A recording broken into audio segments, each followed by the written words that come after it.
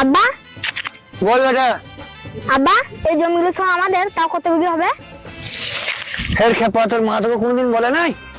এই যত জমি দেখতে পাচ্ছি সব জমি আমাদের, 400-500 বিঘা হবে মোটামুটি।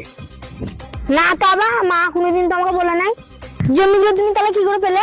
ফের খেপা, তুই তাহলে কিছুই জানি না, তোকে সব আমি বুঝিয়ে বলছি শোন। আমার এই জমিগুলো সব ছিল আমার দাদুর। আমার দাদু মরে গেছে, আমার বাপের হয়েছে, আমার বাপ মরে গেছে, আমার হয়েছে, আমি মরে যাব তখন আপনা আপনি তোর হয়ে যাবে। A few moments later.